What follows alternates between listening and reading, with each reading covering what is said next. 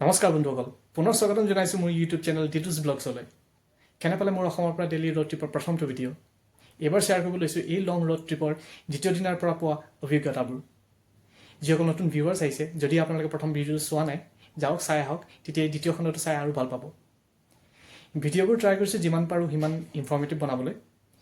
আপোনালোকেও বা আপোনালোকৰ বন্ধুসকলে যদি এনেকুৱা ধৰণৰ ৰোড ট্ৰিপৰ প্লেন কৰিছে আৰু মোৰ ৰোড ট্ৰিপটোৰ পৰা যদি কিবা জানিবলগীয়া আছে যিটো মই ভিডিঅ'বোৰত কভাৰ কৰিবলৈ থাকি গ'ল, আপোনালোকে কমেণ্ট বক্সত আহি সুধিব পাৰে। চ' ছেকেণ্ড দিনাৰ জাৰ্ণিৰ টাৰ্গেট আছিল আমাৰ গুৱাহাটীৰ পৰা শিলিগুৰিলৈ যোৱা, কিন্তু এই জাৰ্ণিটোত এটা টুইষ্ট আহি গ'ল। যদি আপোনালোকে ভিডিঅ'টো শেষলৈকে চাই এই টুইষ্টটো কি আছিল গম পাই যাব।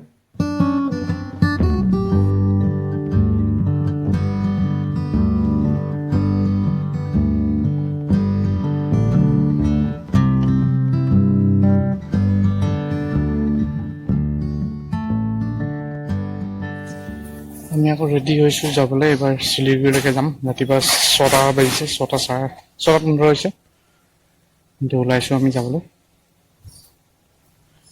ব্ৰেকফাষ্টটো ৰাস্তাতে কৰিম, এতিয়া একো নোখোৱাকৈ ওলাইছোঁ।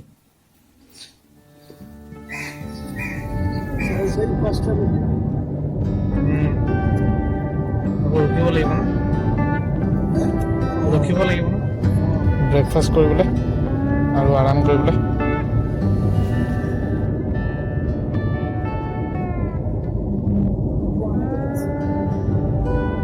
গুৱাহাটীৰ পৰা এয়া ওলাই দিছোঁ আৰু শিলিগুৰি ফালে। NH27 শৰাইঘাট ব্ৰিজ পামগৈ এতিয়া। এইখন আমি শৰাইঘাট দলং পালোহি। আহোঁতে আমি এই ৰাইট ছাইডৰ ব্ৰিজখন দি আহিছিলোঁ, এতিয়া যাওঁতে এইফালেদি।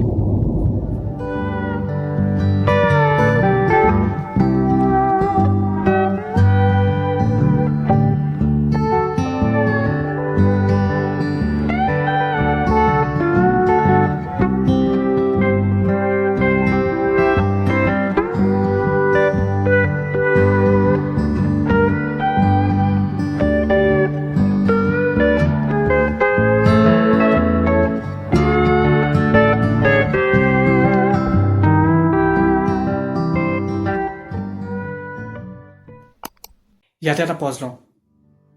এই যে শৰাইঘাট দলংখনৰ ইটো ফালৰ পৰা আহি থকাৰ ভিউটো দেখুৱালোঁ, সেইটো হৈছে আমি দিল্লীৰ পৰা অসমলৈ আহি থকা সময়ত লোৱা ভিডিঅ'। আমাৰ এই ৰোড জাৰ্ণিটো আচলতে দিল্লীৰ পৰাই ষ্টাৰ্ট হ'ল। অহাৰ কাৰণটো আছিল মোৰ শহুৰ দেউতাৰ গা হঠাৎ অসুস্থ হোৱাত তেখেতক হস্পিটেললৈ এডমিট কৰা হৈছিল। দেউতাৰ খবৰ ল'বলৈ বুলি আমি 19 নৱেম্বৰৰ দিনা সন্ধিয়া 7টামান বজাত প্লেনটো কৰি সেইদিনাই মাজনিশা আমি 1টামান বজাত দিল্লীৰ পৰা নিজৰ গাড়ীৰে ওলাই দিছিলোঁ আৰু 22 নৱেম্বৰৰ দিনা ডিব্ৰুগড় গৈ পাইছিলোঁগৈ। সেই ট্ৰিপটোত আমি কেৱল এটা জেগাতেই ৰখিছিলোঁ ৰাতিটো আৰাম কৰিবলৈ, UPৰ গোৰখপুৰ বুলি জেগাটোত। তাৰপিছত আমি গোৰখপুৰৰ পৰা ডিব্ৰুগড়লৈ ডাইৰেক্ট গুচি গৈছিলোঁ, মাজে মাজে ৰখি ৰখি। অসমত 10 দিন থকা হ'ল। দেউতা লাহে লাহে ভাল হৈ উঠিল, হস্পিটেলৰ পৰাও ৰিলিজ দিলে। 2 ডিচেম্বৰৰ দিনা এই ৰিটাৰ্ণ ট্ৰিপটো আমি আৰম্ভ কৰিলোঁ। ইমান দূৰ বাট ভাবিলোঁ এইবাৰ ভালকৈ ভিডিঅ'বিলাক ল'ম, বেলেগ বেলেগ জেগাৰ, বেলেগ বেলেগ ৰাস্তা, আৰু সেই ভিডিঅ'বোৰ জইন কৰিয়ে আপোনালোকৰ আগত আনিবলৈ আমি পাৰিলোঁ। এই নলবাৰী পাৰ কৰিছোঁ লাহেকৈ, নেক্সট বৰপেটা পামগৈ। তাতে ভাল চাই হোটেল এখনত ৰৈ ব্ৰেকফাষ্টটো কৰি ল'ব লাগিব। বৰপেটা পালোহি। আমি এতিয়া ব্ৰেকফাষ্টটো কৰি ল'ম ইয়াতে। 9টা বাজিছে এতিয়া। ৰ'দটো একদম লাগিছে। ইয়াতে ৰ'ম মানে ৰেষ্টুৰেণ্ট মৌটো পুৰি 2.5 ঘণ্টা চলালোঁ গুৱাহাটীৰ পৰা ইয়ালৈকে। 150 কিলোমিটাৰ আহি গ'লোঁ আমি।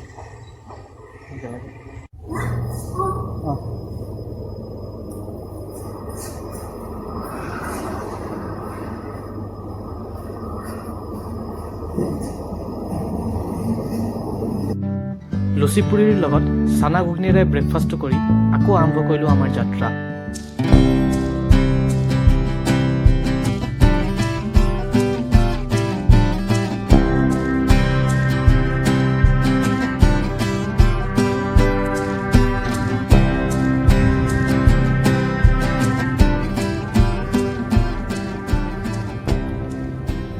আমি লাহেকৈ বংগাইগাঁও ক্ৰছ কৰিছোঁ। দিনৰ 1:30 বাজিছে এতিয়া, 1:27 PM।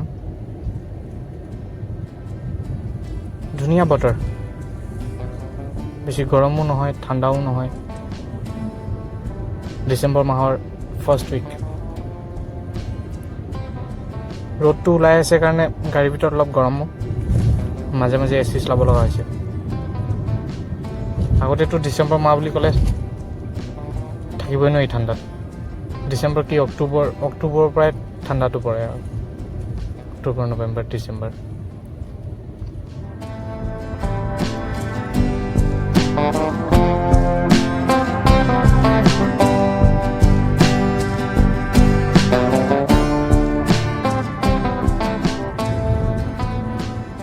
ৰাস্তাটো ভাল, মানে এটা ছেফ স্পীড 70, 75, 80 ধুনীয়া মেইনটেইন কৰিব পাৰি।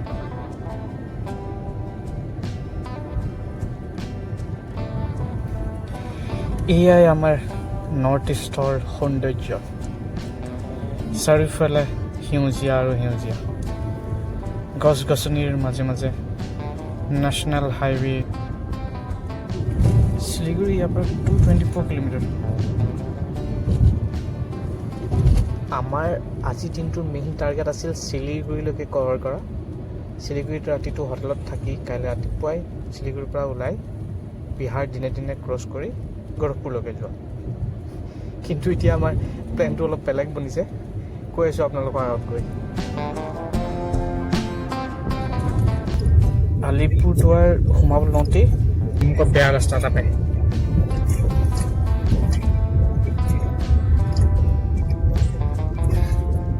বহুত ডাঙৰ ডাঙৰ গাঁত কেইটামান আছে, গাড়ীটো একদম লাগি যাব গাত ন। যাওঁতেও পাইছিলোঁ, কিহৰ কাৰণে বেয়া হৈ আছে।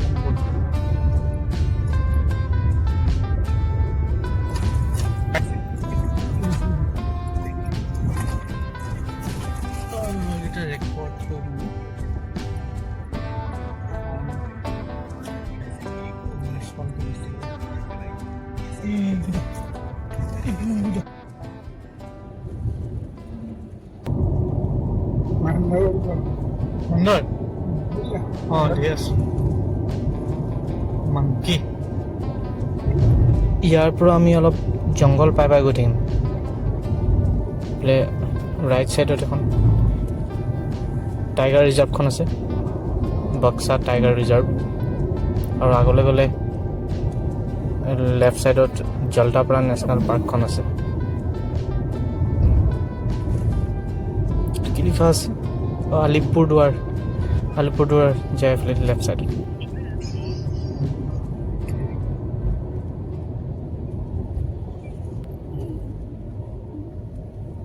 প্লান চেঞ্জৰ কথাটো যে কোৱা হৈছিল, সেইটো হৈছে আমি আজি শিলিগুৰিত গৈ নাথাকোঁ।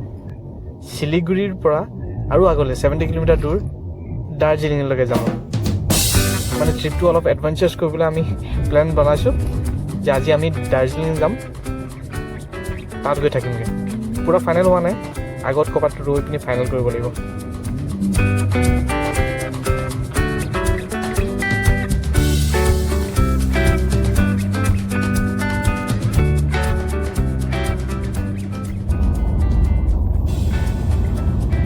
এইখন ভূটানৰ পাহাৰখন, Bhutan border, India Bhutan border.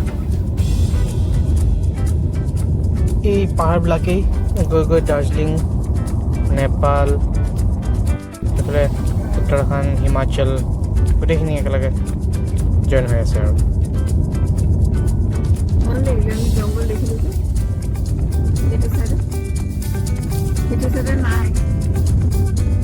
আৰু এইটো চাইডে ইমান জংঘল নাই।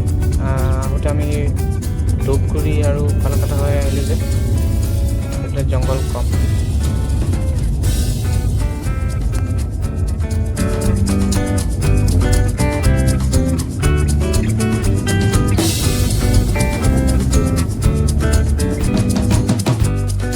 ডাইনা ব্ৰিজ পোৱাৰ আগে আগে ৰাস্তা কিনাৰৰ এই ডলফিন ফেমিলিৰ ৰেষ্টুৰেণ্টখনত ৰখিলোঁ চাহ খাবলৈ। ভাবিলোঁ ইয়াতেই চাহ খাই খাই আমাৰ দাৰ্জিলিং যোৱা ছাডেন প্লেনটো ফাইনেল কৰোঁ। ইয়াত লোকেল মানুহ এজনো পালোঁ, যিজনে আমাক ভালদৰে দাৰ্জিলিং যোৱাৰ ৰুটটো বুজাইও দিলে। চাহ খাই বেছি সময় নষ্ট নকৰি সোনকালে আমি ওলাই দিলোঁ, কাৰণ বেলি পৰিবলৈও সময় হৈ আহিছিলে।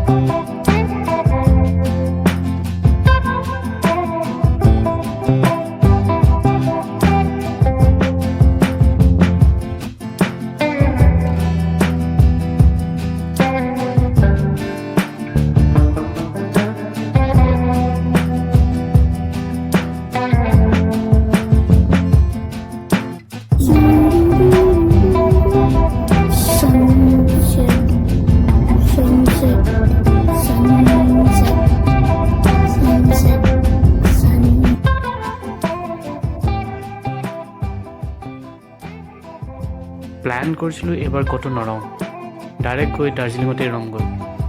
কিন্তু এই চেভক হিলছৰ কাষেৰে বৈ যোৱা নদীখনৰ ভিউটো দেখি ৰ'ব নোৱাৰিলোঁ। ৰখি দিলোঁ ভিউটো অলপ এনজয় কৰি যাওঁ বুলি।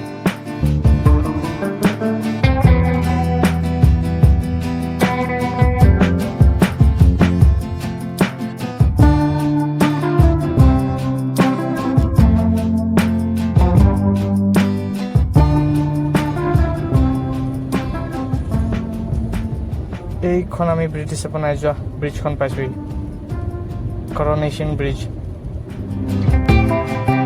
তিষ্টা ৰিভাৰৰ ওপৰত এই ব্ৰিজখন ব্ৰিটিছে 1941ত বনাই থৈ গৈছিল।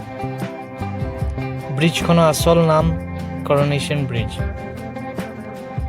এই ব্ৰিজখনে দুখন ডিষ্ট্ৰিক্ট দাৰ্জিলিং আৰু কালিম্পঙক জইন কৰিছে। কিং জৰ্জ VI আৰু কুইন এলিজাবেথৰ ৰাজা অভিষেকৰ স্মৃতিত ব্ৰিটিছে এই ব্ৰিজখন বনাইছিল। লোকেলবোৰে এই ব্ৰিজখনক বাঘফুল বুলি কয়, কাৰণ এই ব্ৰিজখনৰ দুয়োটা মূৰত এটা এটা বাঘৰ ষ্টেচু আছে।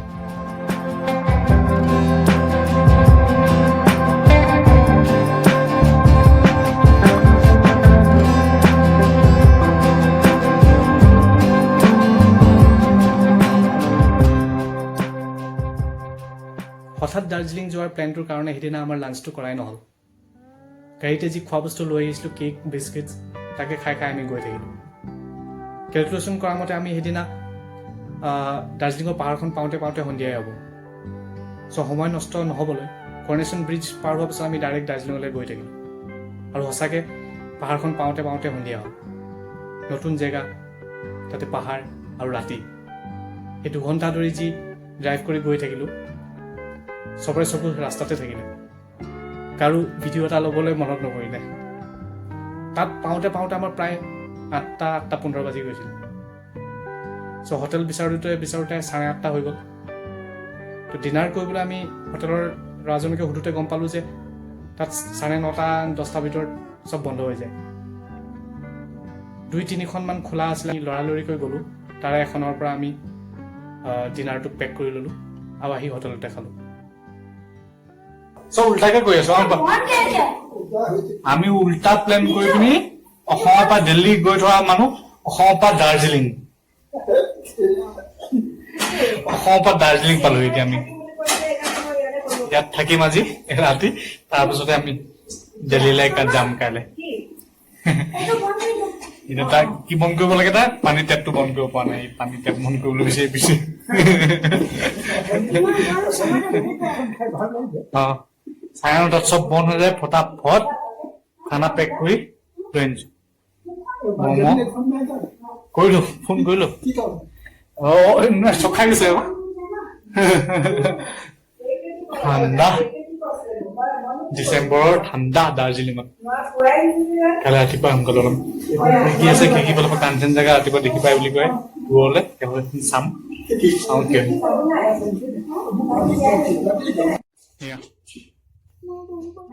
chili potato, egg fried rice, chili chicken,